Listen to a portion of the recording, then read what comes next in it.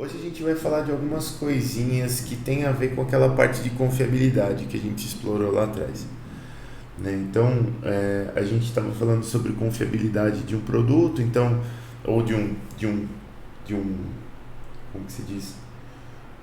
De um componente especificamente. Então, se eu tivesse, se eu conhecesse a estatística do tempo de primeira falha daquele produto, como que eu conseguiria calcular a confiabilidade, a curva de confiabilidade dele, como que eu conseguiria calcular a função de risco e tudo mais. A gente viu isso. É, acho que não precisaremos entrar em tantos detalhes com relação a isso. Acho que até onde a gente foi tá bom. Então, hoje a gente vai ver basicamente algumas ferramentas de análise de sistemas compostos por subsistemas e como que a gente, no final das contas, como que a gente junta todas essas confiabilidades aí numa confiabilidade geral de sistema. Vocês vão ver que é bem bacana. Então vamos lá.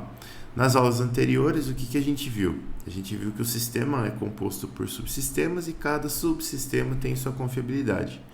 A gente vai juntar todas essas funções em uma função de confiabilidade de sistema e para isso a gente vai usar algumas técnicas que a gente vai ver nessa aula, que eu não vou entrar a fundo em nenhuma delas, porque cada uma delas é um curso especificamente, mas só para vocês terem uma ideia do que é, porque se vocês não usam, eu não sei como é que é o perfil de vocês, se muitos da turma de vocês trabalham, se poucos trabalham, mas com certeza, quem não foi para o mercado de trabalho ainda, uma hora vai, e quando for vai ver a questão dessas ferramentas que a gente vai ver hoje, né?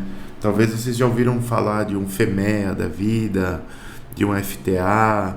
Se vocês não ouviram falar, hoje vai ser a primeira vez, né? Então a gente vai entrar de leve nesses tópicos, mas vocês têm que saber o que é, né? Porque quando você entra numa empresa que usa essas metodologias, normalmente tem treinamento, né? E tem materiais para você aprender mais a fundo, e as empresas também adaptam essas técnicas para as necessidades delas. Então não existe assim vamos dizer, um FEMEA. Existe um padrão, mas não existe um padrão assim que esse é o FEMEA puro. Sempre tem um FEMEA com alguma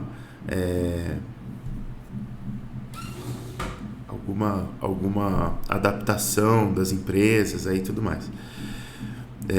Então o que a gente... Vamos entrar nesse FEMEA primeiro. O FEMEA, ele é um termo que vem do inglês, né? Então o termo é Failure Modes and Effect Analysis. Então você vai analisar os modos de falha e seus efeitos sobre o sistema, né? E aí vem uma terminologia que sempre me confunde um pouco, eu acho que confunde vocês também, que é o que é uma metodologia bottom-up versus o que é uma metodologia top-down, né? Então uma metodologia bottom-up, que é o caso do FEMEA, é o seguinte: você começa estudando a falha, os tipos de falha que você pode encontrar em um componente específico. E desse componente você vai subindo até você entender como que uma falha naquele determinado componente vai afetar a função do sistema como um todo. Tá? Por isso que ela é bottom-up. Top-down ao contrário. Top-down, você parte da falha do sistema e tenta chegar no componente. O top-down, ele é o pensamento do mecânico de automóvel, sabe? O seu carro chega lá com uma falha, né, de sistema, e ele tem que identificar o componente. O bottom-up é o contrário. E aí, para fazer essa análise, eu vou falar para vocês que tem procedimento para fazer, tem que ter bastante paciência para fazer, né? Você analisa, você praticamente disseca o seu produto, e essa análise vai trazer um melhor entendimento do seu produto e ela pode gerar sugestões de melhoria no seu projeto.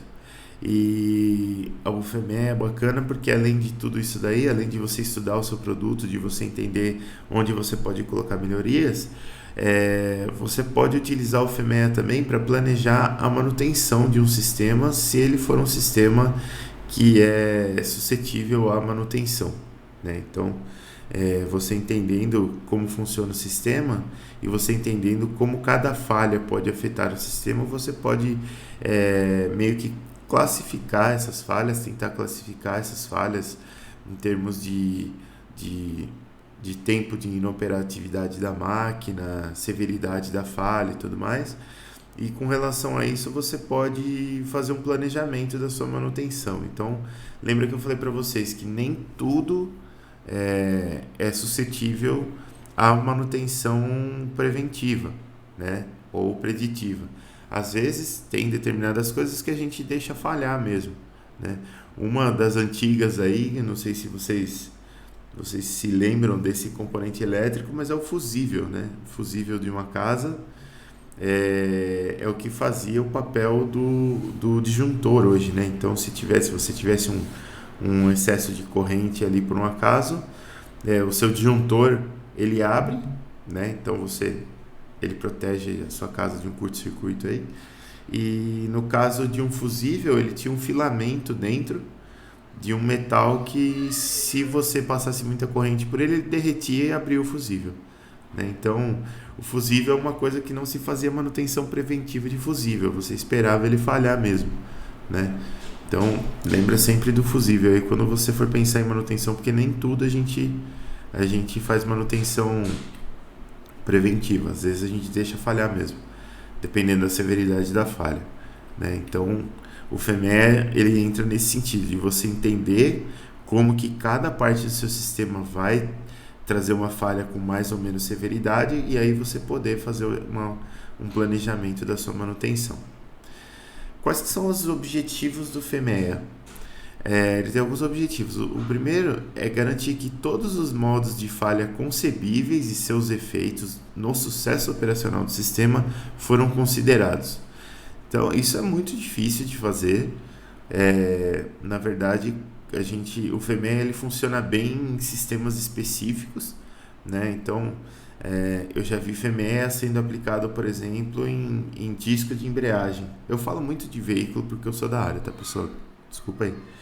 Mas eu já vi FEMEA sendo aplicado em disco de embreagem, que é um subsistema muito pequeno do veículo e você consegue realmente explorar as falhas que podem acontecer nesse subsistema.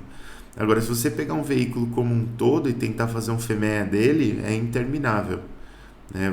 Você não consegue observar ou imaginar todos os modos de falha nos quais o seu veículo pode falhar. Então, é muito, muito difícil. Então, ele funciona para sistemas menores e menos complexos. Então, aí, estendendo esse primeiro objetivo, listar potenciais falhas, identificar a magnitude dos seus efeitos. Eu até ia fazer um comentário aqui que eu esqueci de fazer no slide anterior, que é justamente sobre essa questão de você identificar a magnitude dos efeitos, né? Você faz uma classificação no FEMEA da severidade da falha, e ela não precisa ser aquela classificação que a gente viu anteriormente, de falha catastrófica, falha moderada, não sei o que, falha progressiva, enfim. Ela é uma classificação vamos dizer assim, sujeita às necessidades da empresa mesmo, né? Sujeita às necessidades da aplicação. E essa classificação, ela em alguns casos, alguns autores entendem que essa classificação é do próprio FEMEA, né? Porque tem uma outra metodologia muito parecida com o FEMEA que se chama FEMECA, né? Então, em vez de Failure Mode, Failure Modes and Effects Analysis, a gente tem Failure Modes and Effects Criticality Analysis, ou seja, a análise dos modos de falhas e da criticidade de seus efeitos, né? Tem gente que diz que isso é FEMEA também, FEMEA e FEMECA é a mesma coisa, e tem gente que diz que não, que o FEMEA ele não se volta tanto a fazer essa classificação da falha, mas o FEMECA sim faz essa classificação da falha. De novo, eu estou dizendo isso porque vocês vão encontrar essas metodologias no mercado e as empresas elas sempre têm uma interpretação um pouco própria de cada uma das metodologias, né, adaptadas às suas necessidades. Então esse não é o tipo de coisa que eu ficaria, por exemplo, discutindo, sabe, se é FMEA, se não é FMEA. É do jeito que a empresa implementou, é daquele jeito que funciona. É melhor seguir e cumprir os objetivos.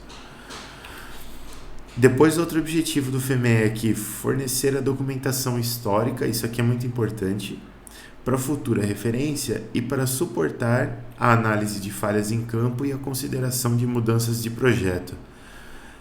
O FMEA ele pode ser realizado, vamos dizer assim, em diversas etapas. Ele não precisa ser realizado na etapa de projeto necessariamente. É bom fazer um FMEA na etapa de projeto, mas não é mandatório que se faça. E ele pode acontecer, como eu já vi algumas vezes, depois da etapa de projeto, ou pode-se fazer um FMEA para se analisar uma falha específica encontrada no seu produto, no seu objeto engenheirado aí, depois de um determinado tempo de operação. Né? Então, aconteceu uma falha imprevista e se faz um FMEA só para estudar aquela falha específica. Isso pode acontecer. O FMEA ele pode acontecer em diversas etapas aí da vida do produto. E é sempre bom, no processo de FMEA, você gerar essa documentação histórica para futura referência. Por que eu falo isso? Isso é mais importante, isso é muito importante. Na verdade, isso é importante para vocês pensarem até no sentido de carreira de vocês mesmo. Né? No seguinte sentido, uma empresa sem conhecimento, sem know-how, ela não é nada. Né? A empresa, no fruto que ela vende, é um fruto do seu conhecimento. Né? Eu inverti as palavras. No fundo, que ela vende é um fruto do seu conhecimento. Então, essa questão da documentação histórica funciona assim. Hoje você tem um time na empresa. E esse time, ele fez uma análise lá, descobriu uma falha importante no seu produto e essa falha é passível de correção. Beleza. Se amanhã alguns profissionais desse time forem embora, forem para outras empresas, forem mandados embora, ou, como eu gosto de pensar, ganharem na loteria e quiserem não mais trabalhar, esse conhecimento, se as pessoas forem embora, esse conhecimento se perde com as pessoas, né? E aí a empresa ela perde capacidade de um dia para o outro, e isso não é bom para a empresa. Então, existe nas empresas essa necessidade de uma documentação, né? E uma necessidade de você consolidar o conhecimento que você aprendeu ou que as pessoas absorveram ali em um determinado projeto, e esse conhecimento consolidado ele tem que estar documentado, né? Porque se um dia trocam as pessoas, o conhecimento permanece na empresa, né? Mas se o conhecimento fica na cabeça das pessoas e as pessoas vão embora, aí o conhecimento não fica na empresa. Tá? Então, são coisas a se pensar aí. Tá? Outro objetivo do FMEA é fornecer uma base para o estabelecimento de prioridades das ações corretivas. Né? Isso aí linka muito com esse listar e identificar a magnitude dos efeitos das falhas aqui. Né? Então, se você tem duas falhas, né? dois componentes, um que pode causar uma falha severa no sistema e outro que pode causar uma falha leve, você vai, logicamente, dar prioridade para fazer a ação no componente que causa a falha mais severa. E a gente tem que tomar cuidado com essa palavra corretiva aqui, que a ação corretiva para ocorrer isso aqui não é manutenção corretiva, tá, pessoal? A gente não está esperando falhar. A ação corretiva é só aquilo que vai retornar o meu objeto engenheirado para um modo onde ele está desempenhando a sua função de uma maneira aceitável. Tá? Então, nessa questão de ação corretiva, ela não é necessariamente uma manutenção corretiva, ela pode ser uma manutenção preventiva também, nesse contexto. Tá? E o outro objetivo é auxiliar na avaliação objetiva de parâmetros de projeto relacionados à redundância, sistemas de detecção de falhas, características livres de falhas e controle automático e manual. Muita coisa nesse objetivo aí. O que é isso tudo? Em alguns projetos, e a gente vai ver isso aqui um pouquinho mais para frente da aula, existe redundância. E a redundância, ela é boa em termos de confiabilidade, ela te ajuda a tornar o seu sistema mais confiável, né? E tem outras coisas que também te ajudam na confiabilidade. Uma delas é o sistema de detecção de falhas, né? Voltando para o caso do automóvel, que eu sempre falo da automotiva, a luzinha da injeção eletrônica lá, ou aquela luzinha do check engine lá, são frutos de um sistema de detecção de falhas, né? Você tem um módulo eletrônico ali que detectou que o seu sistema não está operando corretamente e você precisa fazer uma manutenção antes que aquilo cause um dano mais grave no seu veículo. E existem outras coisas, outras características do seu sistema que elas são características que se chamam de características livres de falhas, né?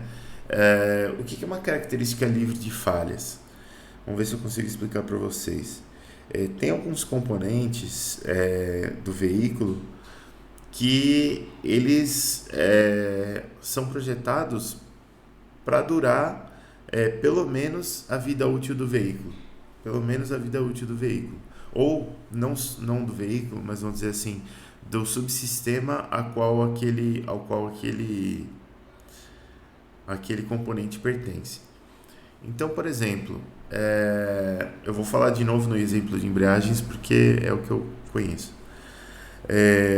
Existem alguns componentes do sistema de embreagem. Um deles é uma mola que se chama mola Belleville, que é uma mola de acionamento da embreagem. Até vou mostrar essa mola aqui para vocês. Quer ver? Belleville Spring. Imagem. Mas não são essas, eu quero a de embreagem.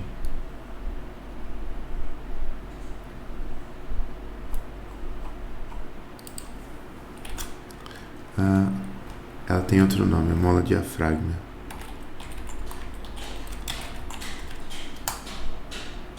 Essa mola aqui. Essa mola, ela é projetada para que ela dure muito mais do que o disco de embreagem, né? Só que quando se troca o disco de embreagem, dependendo da manutenção que você vai fazer, você pode trocar só o disco ou você pode trocar o conjunto todo, né? O conjunto todo, ele... Puta, podia ter uma foto maior aqui, né? Mas o conjunto todo, ele é o disco mais... aqui a gente tem o conjunto que a gente chama de platô, né? Placa de pressão e tudo mais acionamento e rolamento aqui. Normalmente se troca tudo. E essa mola aqui, ela é feita para durar muito mais do que o disco. Então esse componente é um componente que a gente pode identificar via FEMEA como um componente livre de falha, porque basicamente ele não vai falhar. Eu já vi falhar, mas a falha nesse componente ela é causada por uma falha do rolamento de atuação lá da embreagem. Se esse rolamento travar, ele causa um desgaste excessivo naquela mola, e aí sim aqueles dedos ali que vocês viram, eles quebram, tá?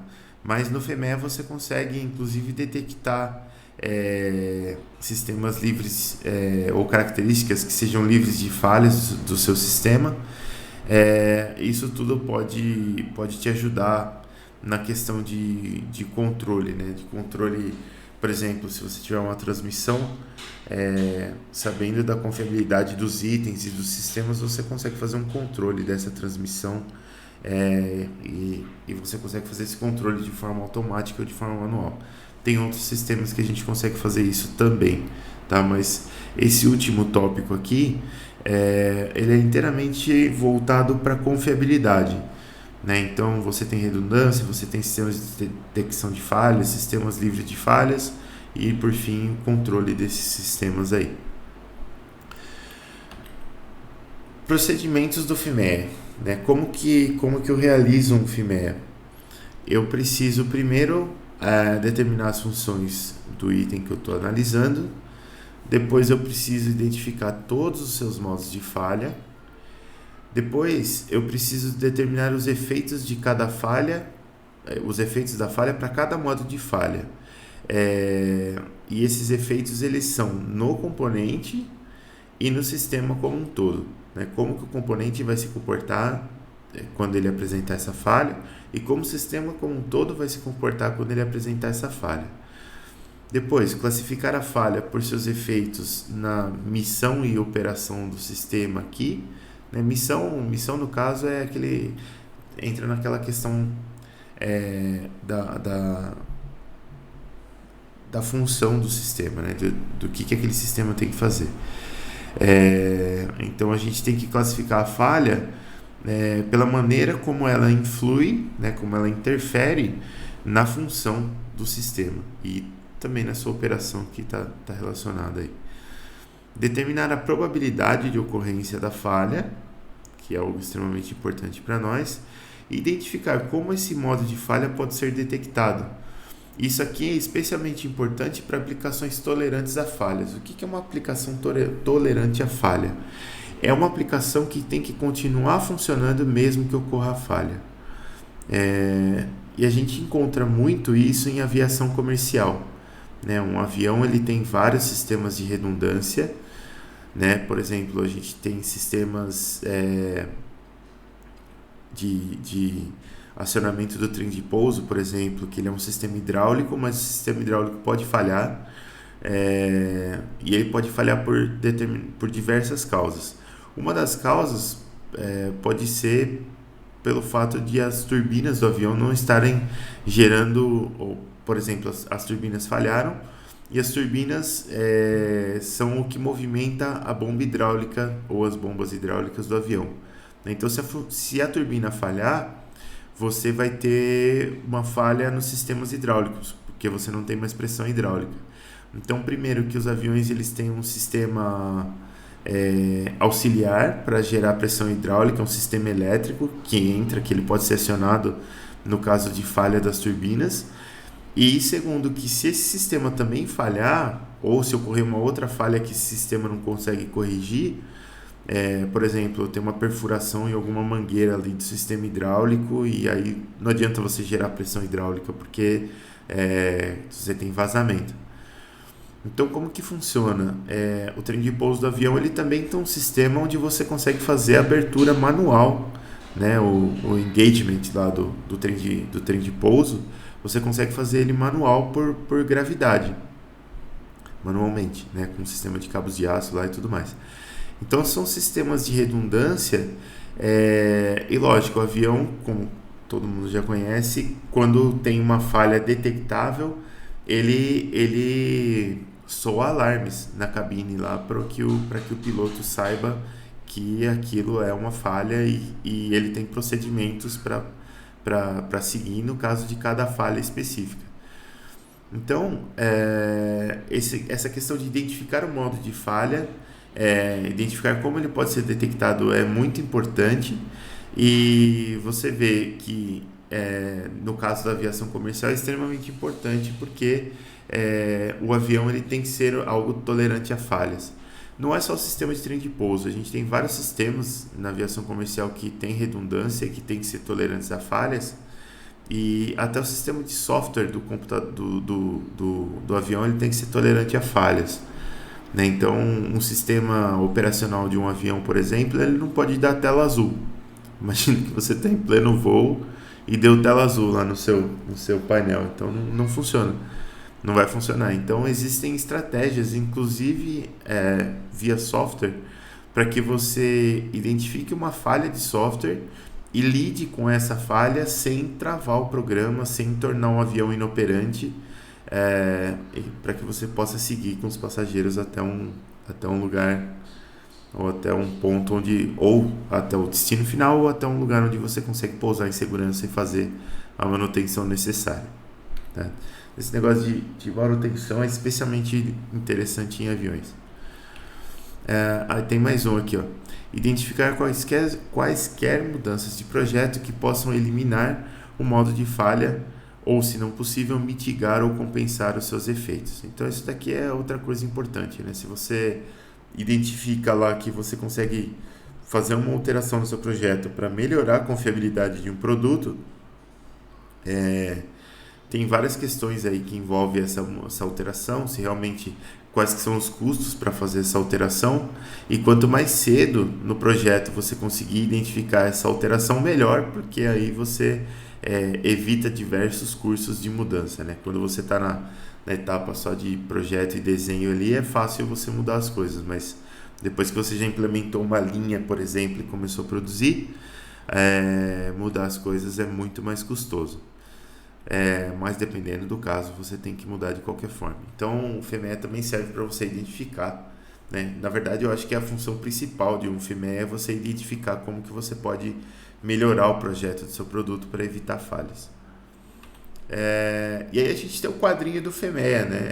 Esse quadrinho ele pode se estender para baixo por quilômetros e quilômetros, e cada empresa adapta esse quadro para aquilo que entende ser o melhor uso do FMEA, né? Então você tem um primeiro quadro aqui, uma primeira coluna onde você vai listar o componente, na segunda coluna a função desse componente, na terceira coluna modo de falha, na quarta coluna a causa da falha, né? Por que esse componente falhou, e aqui, como eu falei para vocês, os efeitos da falha, que a gente tem que especificar tanto no componente, o que acontece, como que ele influi na capacidade do componente de executar sua função, como no sistema também, né? Como que essa falha prejudica o sistema no ato de executar a sua função.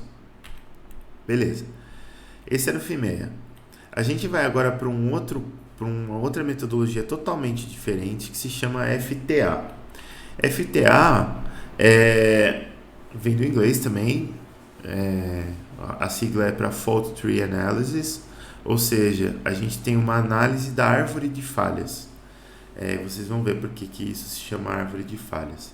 Mas o importante aqui, vocês vão ver mais para frente, nessa aula ainda, é que a gente está falando da árvore de falhas. Então isso pode interferir um pouco na lógica das coisas. Essa daqui é aquilo que eu falei para vocês, é a cabeça do mecânico, né? Você chega com o carro, sei lá, engasgando, e o mecânico tem que descobrir por que seu carro está engasgando. Então, ela é uma técnica top-down, porque ela parte de uma falha de sistema e busca compreender todas as suas causas ou suas combinações que levaram a essa falha que você está estudando. Ela pode ser aplicada sozinha ou em conjunto com outras técnicas de confiabilidade. Isso é bem legal. E aí a gente tem alguns objetivos no FTA. Um deles é identificar as causas ou combinações de causas que geram uma falha, beleza? O segundo, determinar se uma métrica particular de confiabilidade atende os requisitos necessários. E isso é legal, isso de cara assim fica meio... Né, você fala, putz, como é que eu vou fazer uma análise aqui da árvore de falhas e eu consigo ver se uma métrica de confiabilidade atende os requisitos, quer dizer, se ela representa de fato como que aquele sistema falha. E depois vocês vão ver que o FTA ele dá origem a uma função e a uma forma de você combinar a confiabilidade de todos os componentes. Isso é bem bacana. Outro objetivo do FTA é determinar os potenciais modos ou fatores de falha que seriam os maiores contribuintes para uma falha ou indisponibilidade, caso seja reparável, para identificar possíveis melhorias de confiabilidade do sistema. Nesse ponto aqui, ele tem um objetivo muito parecido com o FIMEA, né? O FIMEA, ele procura entender a severidade de cada falha, né? Para que você consiga se planejar e ou alterar o seu projeto ou melhorar o sistema. E o FTA, a única diferença é que ele não pega uma falha de um componente específico, ele pega também a combinação de falhas, né? Então você vê quais são, aqui ó, determinar quais potenciais modos ou fatores de falha seriam os maiores contribuintes para a falha ou indisponibilidade, caso o sistema seja reparável, para identificar possíveis melhorias de confiabilidade do sistema.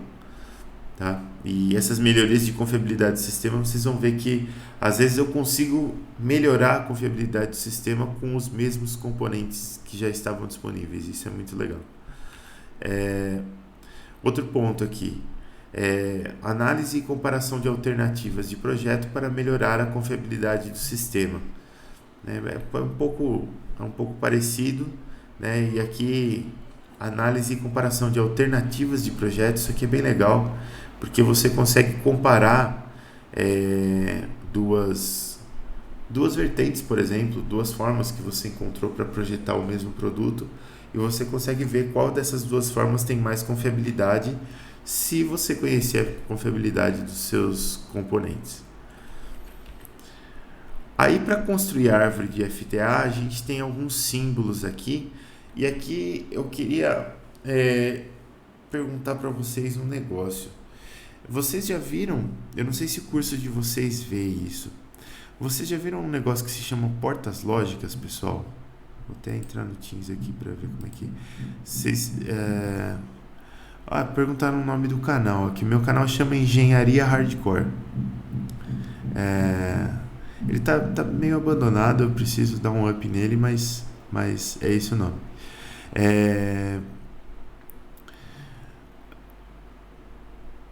Perdi ali aqui. Então, voltando. Vocês já ouviram falar de uma entidade, de uma coisa assim que se chama portas lógicas, pessoal, para análise de sistemas lógicos mesmo. Portas lógicas a gente chama de porta end, porta or, porta not, porta shore, tudo mais. Se vocês não souberem, eu consigo explicar para vocês. Felipe já.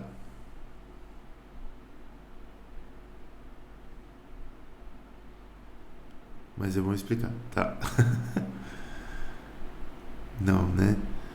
Tá, eu vou explicar pra vocês. Eu não sei se... não. Eu ia falar que eu não sabia se o áudio tava... Se eu tava ouvindo o áudio de vocês, mas eu tô sim, alguém já falou comigo aqui. Então vamos lá. Vou explicar pra vocês o que são portas lógicas. Vou tentar explicar isso de uma maneira simples. Vamos pegar a luzinha. Luzinha, cadê tu? Tá aqui. Deixa eu pegar minha mesinha aqui. Pronto. O que é uma porta lógica, pessoal? Uma porta lógica, ela é algo que vai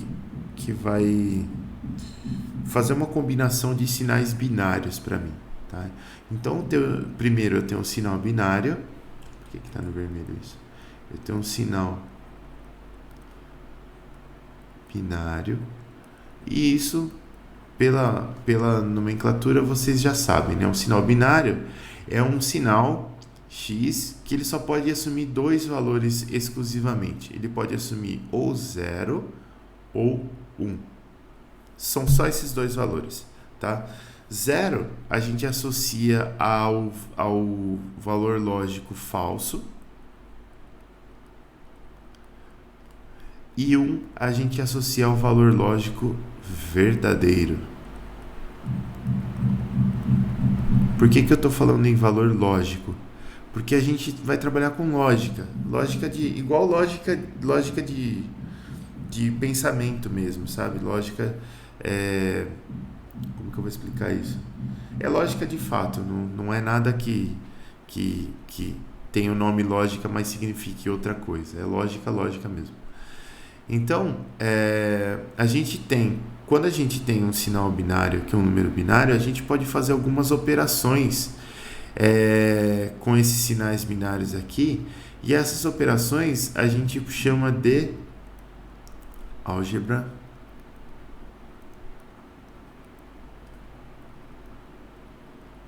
booleana. E essas operações, elas até têm sinais parecidos com as operações matemáticas que a gente conhece, mas essas operações, elas não são iguais ao que a gente conhece, tá? Então, por exemplo, a primeira operação que a gente tem para um sinal binário é o barramento, que a gente chama de NOT, né? O que o NOT faz? O NOT a gente chama, ou a gente representa ele como um barramento, então x barrado seria o NOT x, né? E aí, assim, o NOT funciona assim: se x for igual a 0, x barrado vale 1. E se x for igual a 1, x barrado vale 0. Você só inverte, tá? Isso é uma coisa que não existe na álgebra, né, dos números normais que a gente usa, porque os números não são invertíveis, né? Mas aqui na álgebra booleana a gente tem o NOT. A gente tem uma segunda operação que é o OR, né? Ou em português, ou mesmo, né? Então, e o ou, ele é representado pelo sinal de soma, né?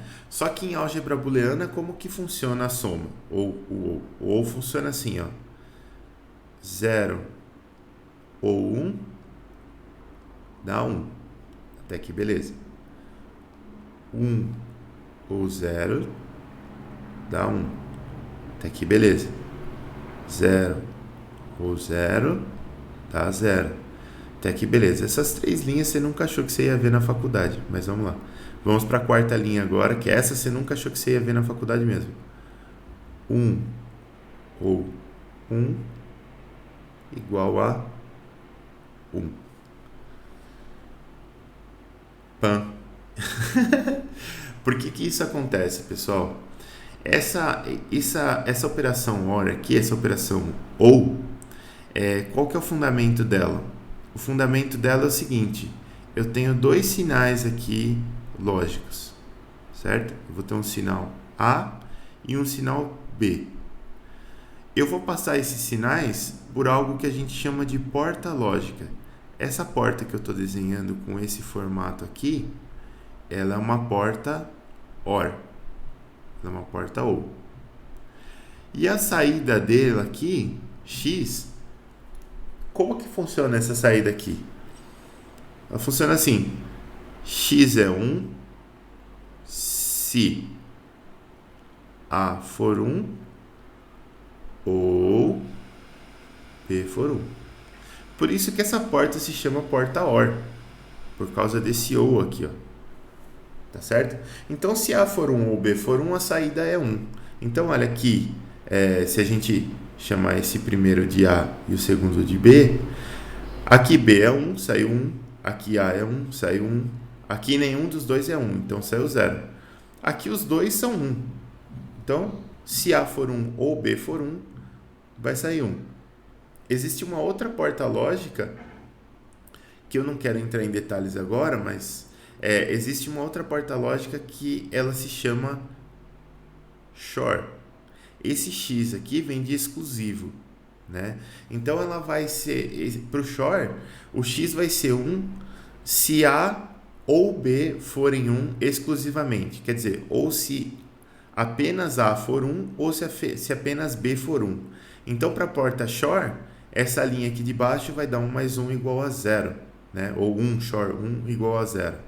Como a gente está falando do OR, esse OU aqui, esse OR, ele não é exclusivo. Então, se A for 1 ou B for 1, compreende o caso em que os dois são 1 simultaneamente, não tem problema. E para essa porta aqui, para essa porta lógica, sai 1 se A for 1 ou se B for 1. Beleza. Qual que é a outra? Tem várias operações booleanas. mas tem as três básicas são o NOT, o OR e o AND. O AND é a terceira operação básica, AND.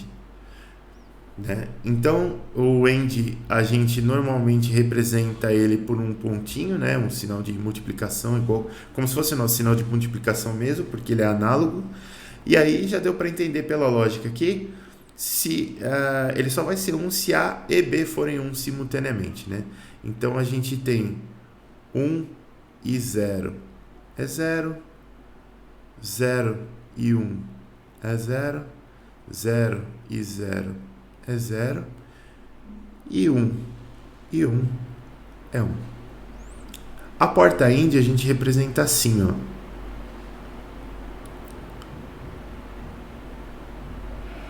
Ela é diferente da OR. A OR tem essa base curva aqui, a AND tem a base retinha. Então eu vou ter A e B, vai sair o X, e aqui o X é igual a 1 se A e B, se A igual a 1 e B igual a 1, para manter o padrão aqui. Então essa porta aqui chama AND por causa disso aqui, ó.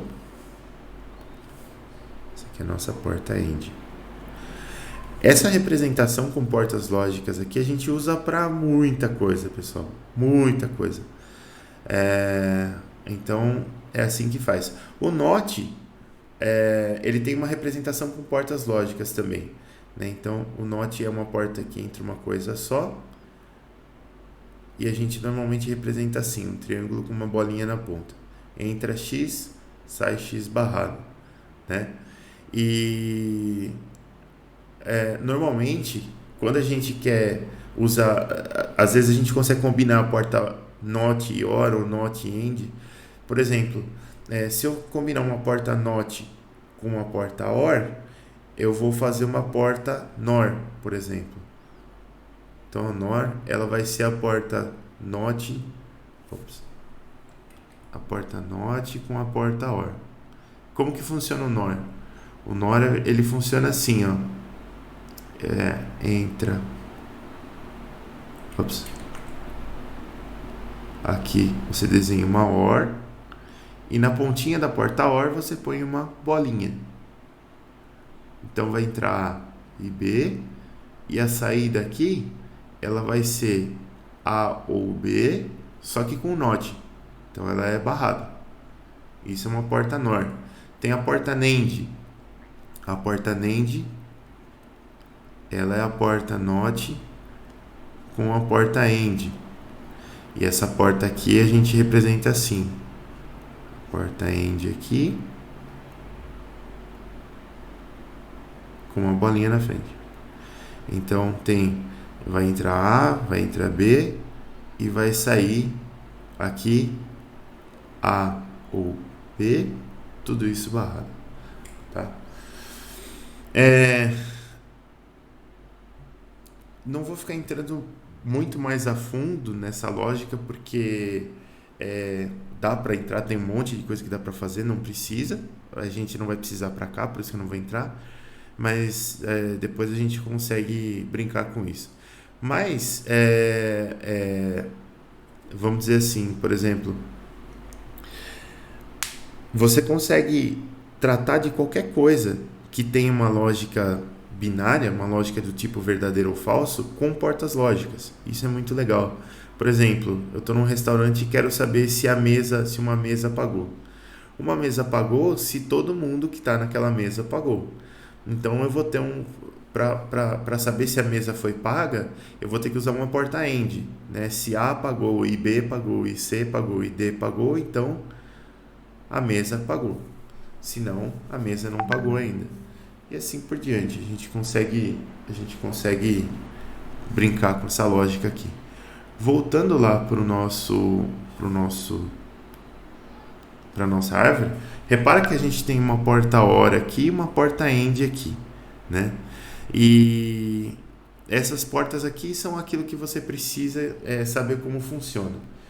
O resto são coisas mais simples. Então aqui a gente tem o retângulo representando um evento resultante, a gente tem um círculo representando um evento básico e a gente tem o losango representando um evento primário que não foi desenvolvido. Veja só, vamos caminhar para o exemplo aqui. Esse exemplo aqui, o que eu tenho? Eu tenho um fusível, insere com esse fusível eu tenho uma chave, aí insere com essa chave eu tenho uma fonte de potência aqui, de corrente elétrica, e é estranha essa localização, porque normalmente a chave e o fusível estão depois da fonte, mas vamos lá, vai funcionar da mesma forma. Aí eu tenho um sinal de resistor elétrico aqui que vai representar para mim o fio, né? O fio ele tem uma resistência elétrica, e eu tenho um motor aqui. E foi feito um FTA para o caso, só para essa falha aqui de sistema de um motor não operar. Então como que eu começo o FTA? Eu começo com uma falha de sistema, lembra? Ela é uma top-down, então eu tenho que começar com a falha de sistema até chegar no específico de cada componente. E eu tenho aqui 5 componentes, eu tenho o motor, eu tenho o fio, eu tenho a fonte de potência, eu tenho a chave e tenho o fusível. Aí, como que eu vou ativar isso daqui? Como que eu vou ativar essa falha do motor? Eu vou ativar, ela vai ser verdadeiro se o que sai da porta-hora aqui for verdadeiro. E o que sai da porta-hora aqui é verdadeiro só se pelo menos um dos dois que entrarem na porta-hora for verdadeiro. Então vamos começar aqui pela esquerda, círculo. O círculo, ele é uma falha, ele é um evento primário, né? Se a gente voltar aqui na nossa tabela, ele é um evento básico. Aqui é um evento que não pode ser desenvolvido, tá certo? Então vamos lá. Tá aqui. Esse conceito de desenvolvimento é um conceito meio genérico mesmo, tá, pessoal? Mas vamos lá. Defeito no motor. Se eu tiver um defeito no motor, eu vou entrar com verdadeiro aqui na porta lógica, vai sair um verdadeiro aqui já. Então, se eu tiver um defeito no motor, esse motor pode não operar. Beleza. Ou esse motor pode não operar porque não tem corrente chegando no motor. Quer dizer, ou o motor tem uma falha, ou ele não tem falha, mas não está chegando corrente. Beleza. Aí, não estar chegando corrente aqui é tratado, vamos ver na nossa tabelinha aqui, como um evento resultante, porque ele resulta, desculpa, eu bati no microfone aqui, ele resulta de outras falhas, né? Então, por isso que ele é descrito como um retângulo aqui. Bom, ele resultou de qual falha? Ele resultou desse OR aqui, desse OU, e esse OU tem 4 vertentes que eu posso analisar. Vamos começar da direita para a esquerda aqui, que é mais simples. Por que não chegou corrente no motor? Uma das alternativas é porque houve uma falha na fonte de potência. Então a fonte de potência falhou, não chegou corrente. Pode ser. Outro motivo pelo qual não chegou corrente no motor pode ser que o fusível tenha falhado e nessa falha ele tenha permanecido aberto. Beleza, isso é um evento resultante de outras coisas que podem acontecer no fusível. Quais que são essas coisas? Ou esse fusível tem uma falha onde ele está aberto mesmo, ou seja, o fusível está queimado. Assim, já veio queimado de fábrica, ou já veio rompido o filamento de fábrica, ou o fusível falhou devido à sobrecarga. Então, se o fusível falhou devido à sobrecarga, eu tenho uma falha de fusível. Essa falha de fusível vai me gerar uma falta de corrente no motor, e essa falta de corrente no motor vai causar a falha de operação do motor. Pode ser. Ou pode ser uma falha nos cabos, aqui, no terceiro item. Então, tem um mau contato aqui nos cabos. Ou pode ser uma chave aberta. E essa chave aberta, ela pode ser causada por dois motivos. Ou essa chave, ela falhou e está aberta porque sim, porque, por exemplo, eu tenho um contato lá que foi mal produzido, esse contato não está fechando. Então eu tenho uma falha onde essa chave está aberta, isso pode estar causando essa chave estar aberta, ou eu posso ter aqui uma chave aberta erroneamente, ou seja, era para a chave estar fechada, mas você pega um cara tipo o professor de vocês, que é meio abestado, e o cara esqueceu de fechar a chave. Então, se ele esqueceu de fechar a chave, não vai funcionar o motor, né? E esses dois aqui de baixo, tanto a chave estar aberta erroneamente quanto o fusível estar falhado devido à sobrecarga, eles são representados com um losango aqui.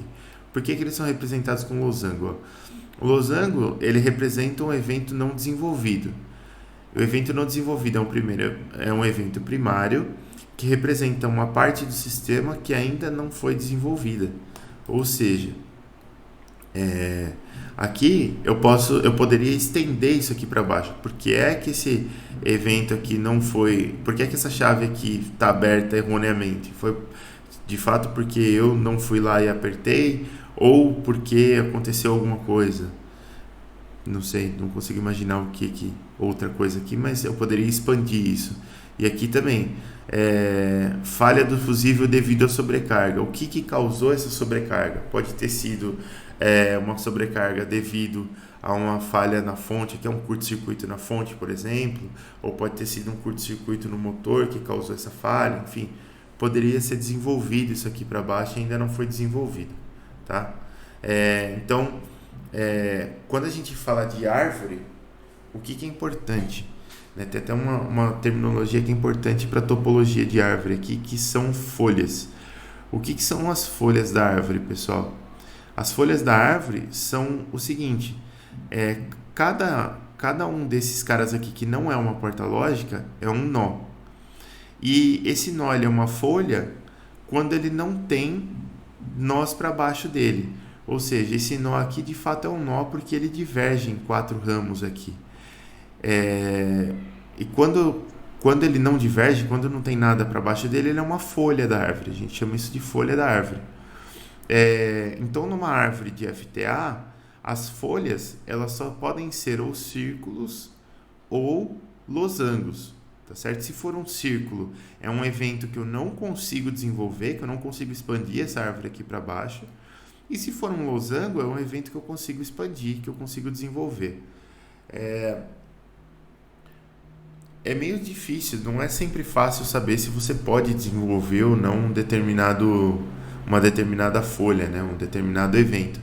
Então, isso aí fica meio assim, dependendo do que você quer fazer e dependendo de até onde você quer chegar, né? Mas o importante de você saber de uma árvore de FTA é que as folhas elas têm que ser sempre círculos ou losangos, tá?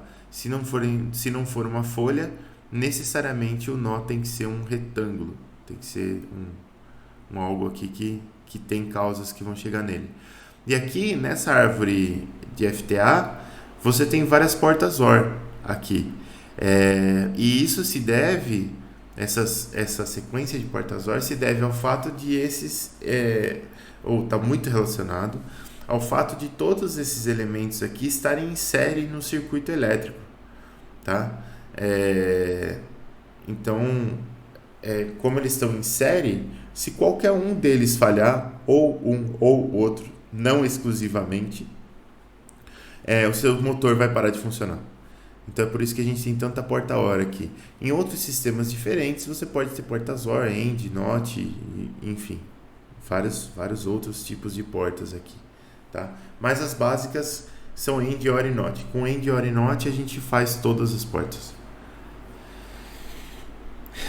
Beleza. Depois disso daqui, a gente vai para a parte de RBD. Eu não sei, eu acho que a geração de vocês já chegou a assistir Rebeldes, mas não é de Rebeldes que a gente vai falar hoje. A gente vai falar, na verdade, do RBD, que é o Reliability Block Diagram, ou Diagrama de Blocos de Confiabilidade, também chamado em português de DBC. É uma sigla mais, né? Pode crer. O pessoal curtia mesmo o Rebelde aí, pessoal. Deixa Tive uma coisa aqui que eu me perdi. Tá. Nada. Então ele vai vir aqui. Ele vai vir do inglês, né? Que é o diagrama de blocos de confiabilidade. Ele é um diagrama de blocos, como o próprio nome já diz, e ele busca representar como um componente ou um sistema pode falhar devido à organização de seus subcomponentes. Já explico o que é organização.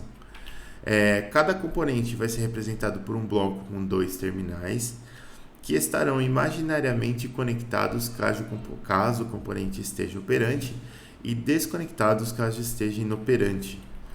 Então, olha só. Eu tenho aqui uma questão de topologia. Topologia, quando a gente fala de topologia, até já usei essa palavra hoje, topologia ela está relacionada com a forma da sua representação gráfica, né? De como que as coisas na sua representação gráfica estão organizadas. Então, no caso da árvore, né? A gente tinha as folhas e a gente tinha os nós, que não eram necessariamente folhas. No caso de um diagrama de blocos de confiabilidade, esse diagrama ele está mais para um grafo do que para uma árvore, ele é um pouco diferente, né? E então a gente pode nesse grafo ter sistemas em série, né? Então eu tenho um componente 1 em série com o componente 2, e isso me gera uma lógica muito parecida com aquela lógica do FTA, ou seja, o sistema ele vai funcionar, lembra, eu vou ter um fio conectando esses 2 terminais aqui dentro se o componente 1 estiver operante. Mesma coisa para o 2. Então, se eu vou conseguir passar, entre aspas, uma corrente elétrica imaginária por tudo aqui, que vai fazer o meu sistema funcionar lá no final, se o componente 1 e o componente 2 estiverem em funcionamento simultaneamente. E o sistema vai falhar se o componente 1 ou o 2 falharem. Repara no uso do e e do ou aqui na lógica. Se o sistema estiver em paralelo, é o contrário. Então, eu tenho um sistema aqui com componente 1 ou 2 e a corrente vai chegar aqui desse outro lado, né, nossa corrente elétrica imaginária, desde que o componente 1 ou o 2 pelo menos estejam funcionando, ou os dois. Né? Então o sistema funciona se o 1 ou o 2 estiverem em funcionamento e ele falha se o 1 e o 2 falharem simultaneamente. É só se eu romper os dois aqui que realmente não vai chegar a corrente lá do outro lado. Bom, como que isso se relaciona com a FTA? Lembra, FTA é a árvore de falha, né? Então isso pode se confundir um pouco com o funcionamento aqui. Então, ele vai funcionar se o componente 1 e o 2 estiverem funcionando. Então, ele vai falhar se o componente 1 ou o 2 falharem. Né? Eu falo isso porque, normalmente, combinação em série, ela é representada como uma porta AND. E aqui ela é uma porta AND se a gente estiver olhando para o funcionamento do sistema. Né? Então, ele vai funcionar se o componente 1 e o 2 estiverem funcionando. Mas como FTA é modo de falha, ele vai falhar se o componente 1 ou o 2 estiverem funcionando, estiverem falhado. Né? Ele vai falhar se o componente 1 ou o 2 falharem. E no paralelo, análogo. Né? O sistema vai funcionar se o componente 1 ou o 2 estiverem funcionando. Então, ele vai falhar se o componente 1 e o componente 2 falharem simultaneamente. Então, nesse caso aqui, a gente teria uma porta AND para a árvore de FTA. E aí isso daqui, eu falei rapidinho do diagrama de blocos de confiabilidade, porque a gente vai usar ele para montar essa função aqui, que a gente chama de função de estrutura do nosso produto. O que é uma função de estrutura? Imagina o seguinte, nossa, a animação aqui ficou péssima. Imagina o seguinte, imagina que eu tenho um estado xi, que ele é o estado do componente i. E esse estado é binário, né? Ele vai ser 1 se o componente i estiver operante e 0 se ele estiver em falha, né? Caso ele esteja em falha. O estado do sistema como um todo, ele vai ser dado por essa função xs aqui, ó. E essa função xs é uma função φ que depende do estado de cada componente, x1, x2, xi até xn. Então, XI é o estado do componente, pode ser 0, falha, ou 1, operante. E o sistema, ele vai ser o estado do sistema, 0, falha, ou 1, operante. E esse estado do sistema ele vai depender de todos os estados do componente, dado por essa função φ aqui. E essa função φ é a função que a gente chama de função estrutura do sistema. E tem como calcular essa função. Tá? Como que a gente faz? Para sistemas em série. Lembra, os sistemas em série são aqueles que operam se e somente se todos os subcomponentes estiverem operantes. Então, o sistema em série ele vai ser um sistema onde você tem... ele vai funcionar, quer dizer, essa função φ aqui tem que ser 1 se todo mundo que estiver aqui dentro, se o estado de todos os componentes for 1 simultaneamente. Como que eu reproduzo isso matematicamente? É só multiplicar todo mundo. Certo? Então, se eu pegar o estado de cada componente, e aqui não é álgebra booleana, tá, pessoal? Aqui é álgebra normal. São só números que podem assumir valores zeros ou uns aqui. Então, se eu fizer o produto de todo mundo aqui e tiver um zero no meio, já vai ser zero. Né? Essa função φ já vai ser zero. E se eu tiver um produto e todo mundo for 1, só nesse caso é que a minha função estado do sistema será 1.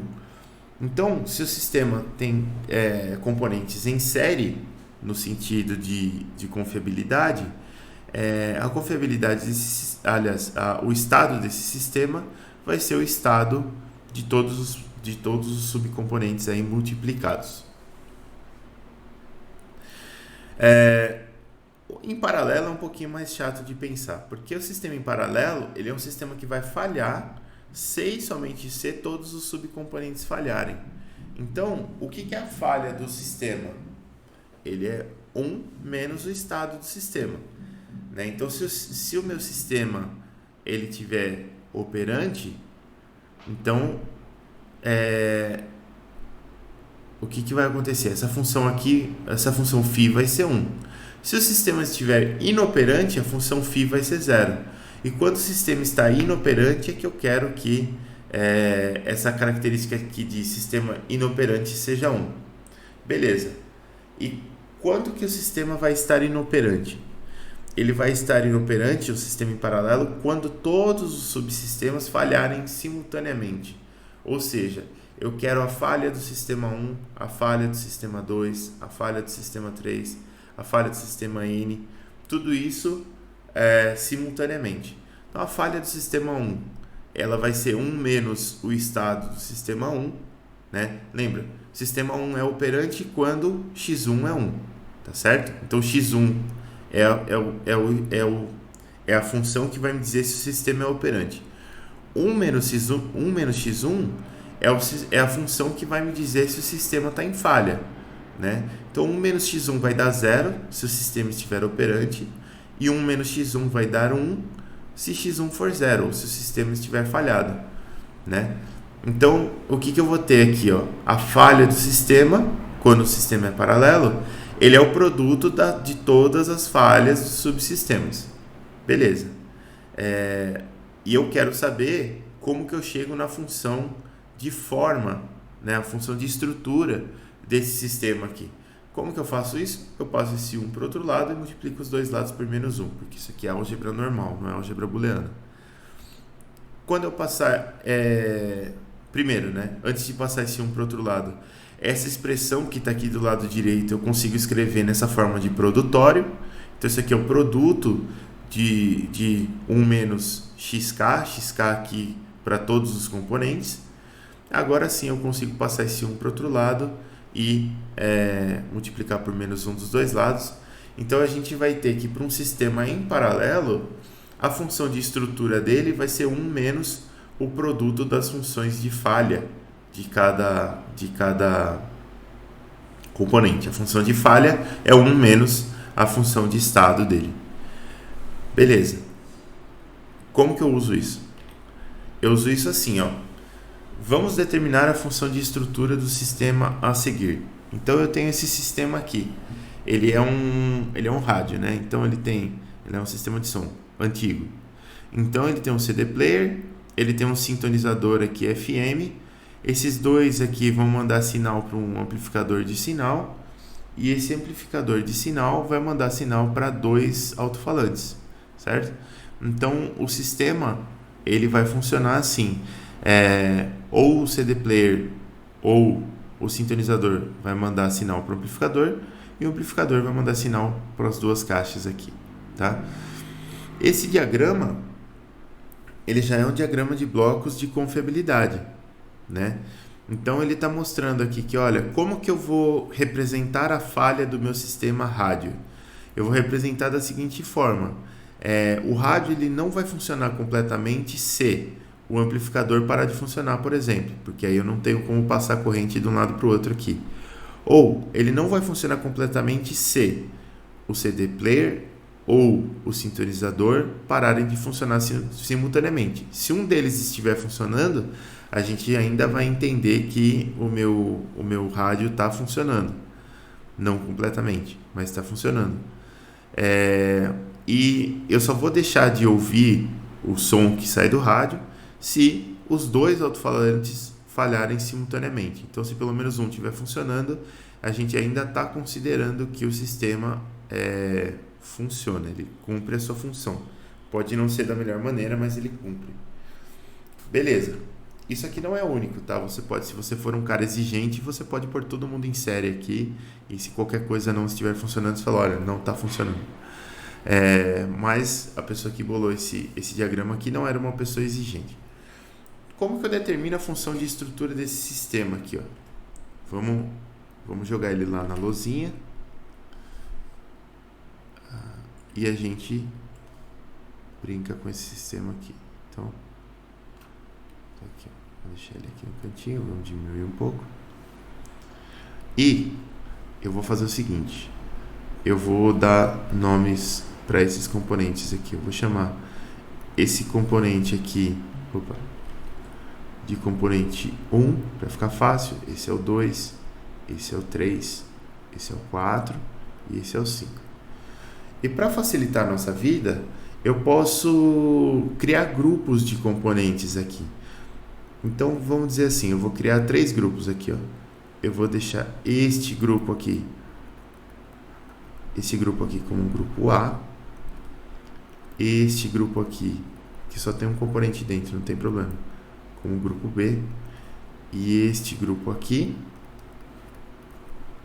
como grupo C. Beleza. Bom, eu sei o que eu consigo ver com esses agrupamentos que eu fiz aqui. Eu sei que os grupos A, B e C estão em série, certo?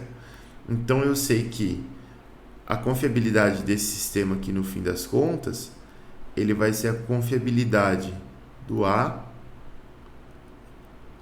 em série com a confiabilidade do B em série com a confiabilidade do C. Tá aqui, né? Então essa função aqui, ela vai ser a função estado de A multiplicada por estado de B multiplicada por estado de C, porque esse sistema está todo em série. Se eu pegar só o A, né, então isso aqui vai ser a nossa função estado do sistema, que ela é φ xa, xb e xc. Tá aqui. Agora, esse xa, ele contém 2 componentes em paralelo, né? Então, como que eu trato esses 2 componentes em paralelo aqui? Eu trato assim, ó. O xa, ele vai ter, né? Ou seja, a falha no componente xa, vamos colocar assim, como estava lá. A falha no componente xa, ela vai ser a falha do componente x1 simultânea com a falha no componente x2. Essa é a falha no componente xa. Eu vou passar esse 1 para o outro lado, vai ficar menos 1, e multiplicar os dois lados por menos 1. Então eu vou ficar com xa é igual a 1 menos x1, 1 menos x2.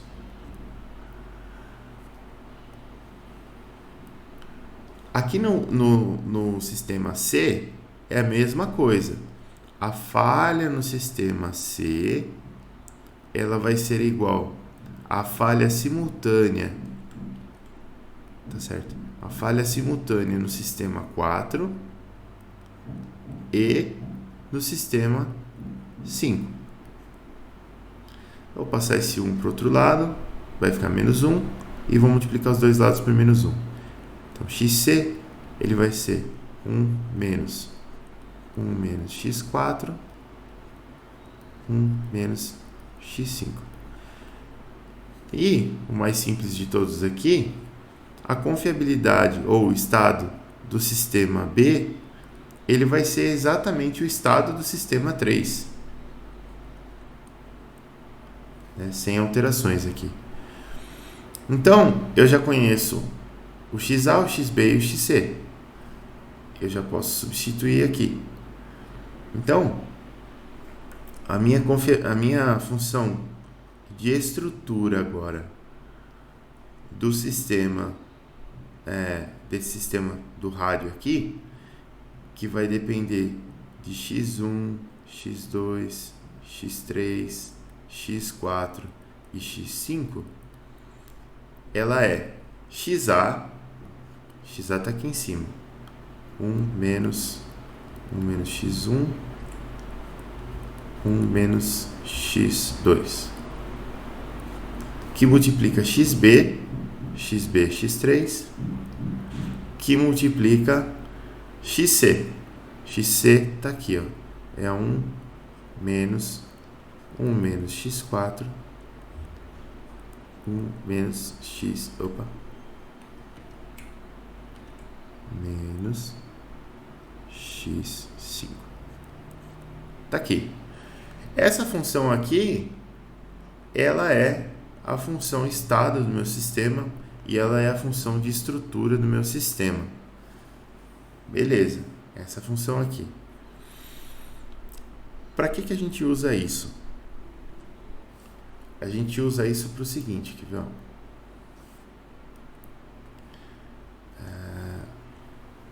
Vou voltar para cá. Confiabilidade de sistema. Olha só que interessante. A confiabilidade de um componente, como que eu calculo a confiabilidade de um componente? A confiabilidade do componente, ela é a probabilidade de a função de estado do componente xi aqui ser 1.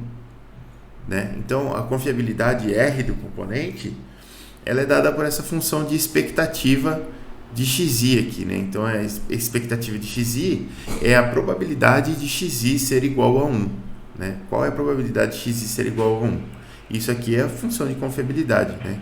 Que é qual é a probabilidade daquele item estar funcionando no tempo t. Beleza.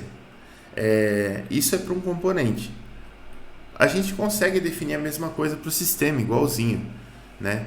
Então, a confiabilidade do sistema, ela é a probabilidade dessa função estrutura do sistema aplicada, quando nela são aplicados os estados de cada componente.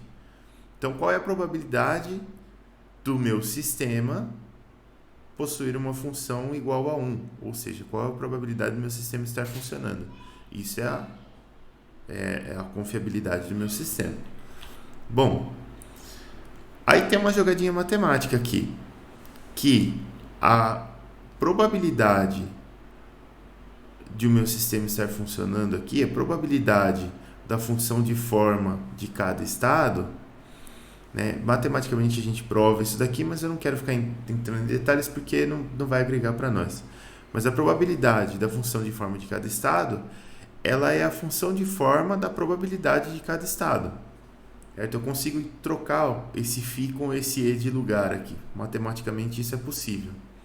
E eu acho que já deu até para ter essa intuição lá atrás, quando a gente estava fazendo o próprio diagrama de blocos, né? A gente estava, na verdade, montando a função de estrutura do nosso rádio.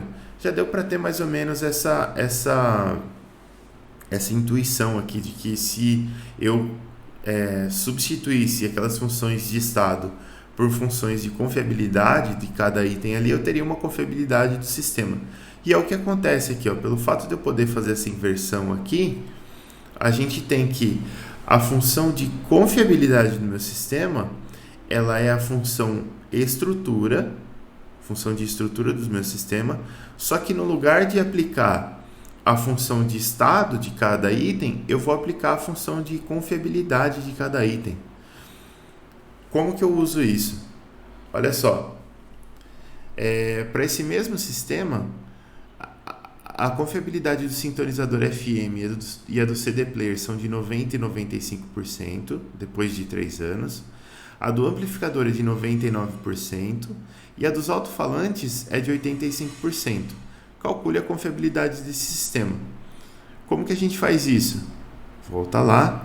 A minha função de forma está pronta aqui, ó. Tá certo? O que ele falou sobre a confiabilidade? Vamos lá, que a memória de peixe aqui já apagou. Confiabilidade do sintonizador e do CD player são de 90% e 95%. Então tá aqui. O sintonizador ele vai ter 90% de confiabilidade e do CD player 95% de confiabilidade. O amplificador tem 99% de confiabilidade e cada alto-falante tem 85% de confiabilidade. Tá aqui. Desculpe por isso. Como que eu calculo a confiabilidade desse sistema? Olha só, eu vou pegar essa função aqui, que é a minha função de forma, né? É minha função de forma não, função de forma é outra coisa, gente. Ela é a minha função de estrutura. E eu vou substituir, no lugar de x1, eu vou colocar a confiabilidade do item 1. No lugar de x2, a confiabilidade do item 2, e assim por diante. Vamos fazer aqui, ó. Eu vou usar essas subdivisões aqui, olha que interessante. Vou fazer o RA, que é a confiabilidade do item A. Tá aqui a expressão tá aqui a função de estrutura dela. Então, a confiabilidade do item A, ela vai ser 1 menos R1, 1 menos R2. Que isso aqui é igual a 1 menos R1 é 0,95, R2 é 0,9, então 1 menos 0,9. Isso aqui vai dar, se a gente fizer a continha, menos 0,05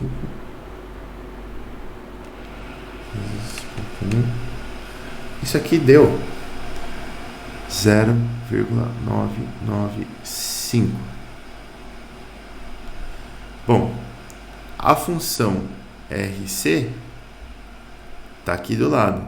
Ela vai ser 1 menos R4, 1 menos R5. Isso aqui vai ser 1 menos R4 é 85%, que é 0,85, e R5 também é 85%. Opa. 0,85. Isso aqui vai dar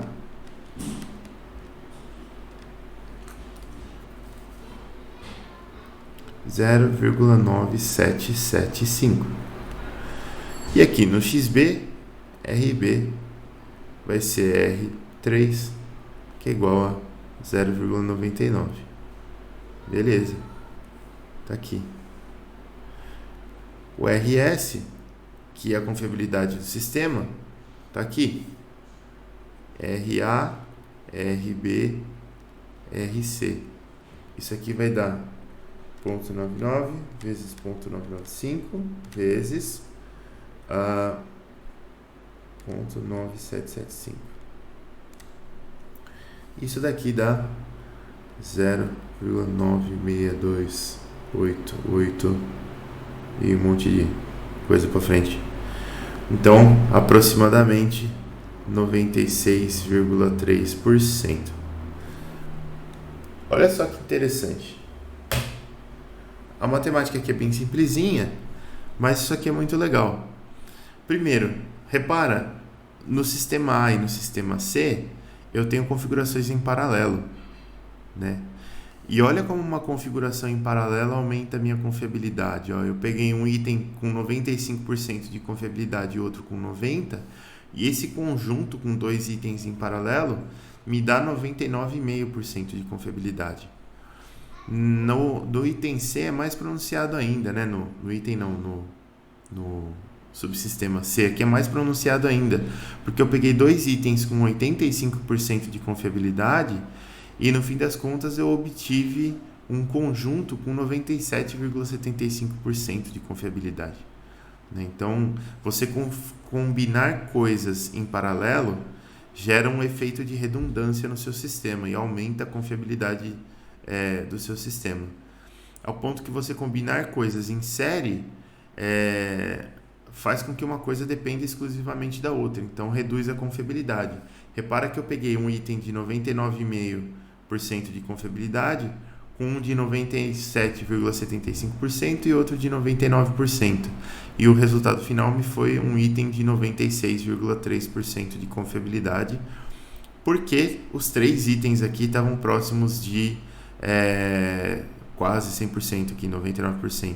Se eu tivesse um item específico aqui que a confiabilidade dele fosse tipo 60%, a confiabilidade total ia ser menor do que a confiabilidade daquele item específico. Então ia com certeza ser menor do que 60%. Então, em termos de confiabilidade, é muito bom ter coisas em paralelo e não tão bom ter coisas em série.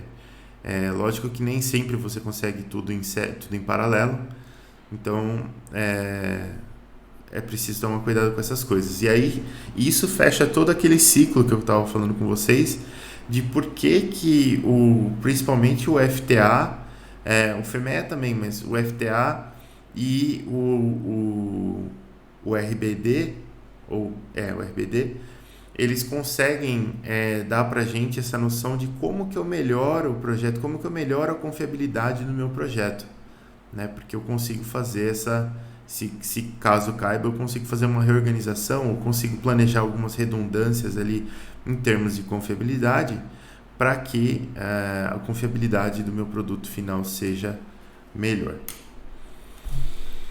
Beleza? Vamos fazer a chamada.